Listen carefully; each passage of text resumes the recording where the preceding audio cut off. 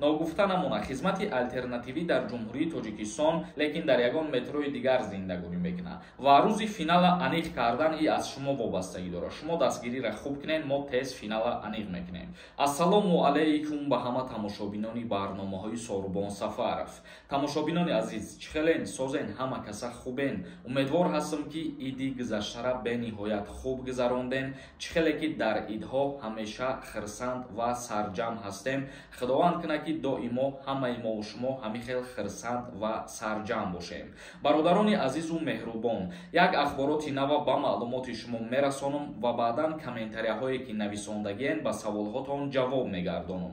Аввалан дар ҳамиҷа оиди конкурси 99 рублае ки дар канали ма рафтесай камтарак суҳбат мекунем.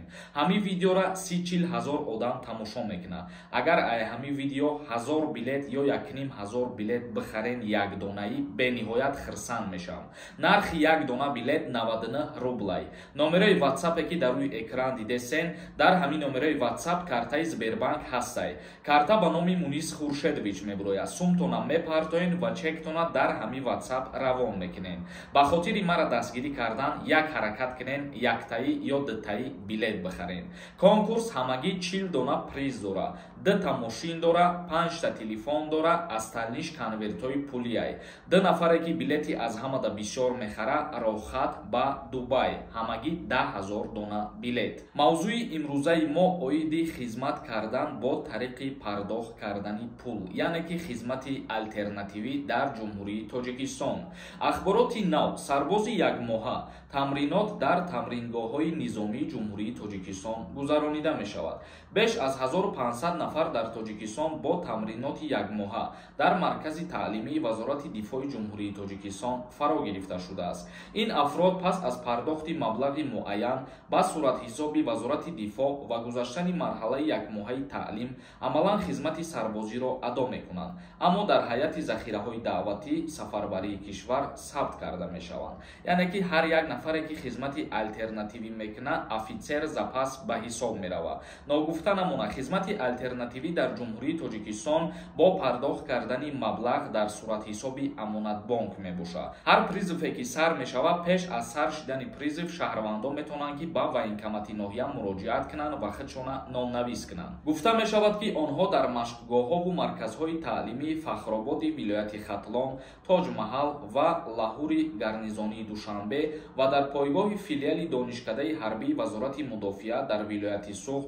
уҳдадорӣ ё худ хизмати ҳарбиро бо гузаштани ҷамъомади якмоҳаи ҳарбӣ ҳамчун сарбоз адо менамоянд. Ҷойҳое ки мо номбар кардем, нафарҳое ки хизмати якмоҳа мекунанд, дар ана ҳамин ҷойҳои номбар кардаи мо дарсҳои ҳарбӣ мегзаранд. Бинобар қонуни нави хизмати ҳарбӣ ва уҳдадориҳои ҳарбӣ, нафарҳое ки мехоҳанд хизмати алтернативиро анҷом бидиҳанд, барои пардохт кардани маблағ 420 нишондиҳандара дар бар мегирад. Яъне ки суммаша бигем, агар барои хизмати якмоҳа кардан 28500 сомон пардохт карда мешавад. Ва инчунин гуфта мешавад ки тибқи моддаи 37 Қонуни Ҷумҳурии Тоҷикистон дар бораи хизмати ҳарбӣ ва уҳдадориҳои ҳарбӣ, шаҳрвандоне ки синни солшон ба 18 сола мерасад то 27 сола ба хизмат даъват карда мешаванд, ё ин ки шаҳрвандони 18 то 27 сола метавонанд хизмати алтернативӣ кунанд. Акнун комментарияҳоро мехонам, бо диққат гӯш кунед. Васл нависонда. Ассалому алайкум, акаҷон мегуфти қонунҳои нав оиди хизмати ҳарбӣ шидак ё ин ки не? Айни ҳол ба Маҷлиси намояндагони Ҷумҳурии Тоҷикистон лоиҳаҳо пешниҳод шидагӣ, вале қонунҳош ба имзо расидагӣ нест, яъне тағйиротҳоро дар назар дорем. Айни ҳол ҳамин қадар информатсия баромадагӣ оиди хизмати алтернативӣ кардан ҳозир ба шумо фаҳмондем. Як каси дигар нависондаи раҳмати калон акаи Сорбон зиндаву сарбаланд бошӣ ака. Иншааллоҳ Худованд нигаҳбонат бошад. Дар ҳақтон дуогӯем ака. Барои муҳоҷирои қа ёрдам мекунем. Худованд падару модаратона ҳаҷ бурдан насиб гардонад иншааллоҳ. Марам ба ҳар яки шумо, ба ҳар яки падару модарон ҳамин гуна рӯзҳои хуба орзу мекунам ва дуо мекунем ки Худованд ҳамаро ба ниятҳои хубаш бирасонад. ҳазор раҳмати калон барои суханҳои хуб ва барои фаҳмиши хуб. доруҳои табиӣ аз ширкати шифофармо барои шумо. Инчунин доруҳо барои зиёд кардани риш ва мӯйсар. Инчунин доруҳо барои нест кардани простатит ва зиёд кардани қувваи мард. доруҳо барои нест кардани сангу намаки гурда. ба рақамҳои рӯи экран дар тамос бошед. инчунин нафарҳое ки мехоҳанд ҳиҷомаи бепул кунанд, шумо ҳам муроҷиат кунед. як каси дигар нависонда: ассалому алайкум, сози хуби ака, қарори нав оиди хизмати ҳарбӣ биромад, 27 солара мебаранд хизмат. Не бародарони азиз, нав дар аввали видео фаҳмондем ки мутобиқи моддаи 37 қонуни ҷумҳурии Тоҷикистон аз 18 то 27 сола даъват мешавад. агар ки 27 соларо ба хизмат даъват мекарданд, дар қонунгузорӣ аз 18 то 28 муқаррар мекарданд. муҳаммад нависонда: ассалому алайкум, акаи Сормон, мо дар дигар ҷо зиндагӣ мекунем, не ки регистратсияи мо дар дигар ҷо. моро милитсия қабидан бурдан, адел 1000 рубли штрафмон карданд. сумша дар банкомат партохтем, барои мо ҳуҷҷат кардан моро запрет мекунанд ё ин ки не. агар ки шуморо танҳо штраф кардагӣ бошанд, суд бурдагӣ набошанд, суд ҳалнома бировардагӣ набошад, шуморо ягон хел запрет намекунанд. и административни правонарушения ба ҳисоб меравад ва гуфта мешавад ки 99% муҳоҷиро ба ҳамин кирдорҳо рӯбарӯ мезананд. мисол, агар дар ягон метрои Румянцево бигем хча регистратсия кардагиай, лекин дар ягон метрои дигар зиндагонӣ мекунад. агар тибқи қонун бигирем, ин гуна мумкин нест. дар ҳар ки ҷое ки регистратсия кардагиай шаҳрванди хориҷӣ бояд дар ҳамонҷа зиндагонӣ кунад. як каси дигар нависонда: салом, иди ҳаматон муборак, номерои телефони шумо дар корай, акаи Сорбон срочна, илтимос. агар ягон саволи зарур дошта бошӣ, метавонӣ ки дар ҳаминҷа номерота худат бинависонӣ, ма дар WhatsApp менависонам. як каси дигар нависондаи: ман ҳамин саҳар чека партофтам, то ҳозира билетҳоро равон накардам. ака, сабр кунед. ҳар касе ки аз конкурси мо билет харидорӣ мекунад, камтар сабр кунед. баъзаи шумо соати 6 саҳар чек равон мекунед, дар ӯ вақт коргари мо хобай. коргари мо вақти соати кории худша дорад, ҳеҷ кас бе билет намемонад. ба дили пир харидан гиред шумо. як каси дигар нависонда: ассалому алайкум, акаи Сорбон, як савол доштам. ака, ҷавоб медодем, хела миннатдор мешидам. ман несовершеннолетний ҳастам. агар Москва биём, то чанд бора регистратсия кардан метавонам? то 18 ромадан ма пешакӣ раҳмати Аллоҳ, худо ҳофиз.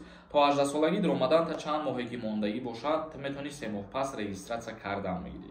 Аюбов нависонда: ассалому алайкум, ака, финала кай баргузор мекунӣ? призора номбар накардӣ ку як бор мефаҳмондӣ.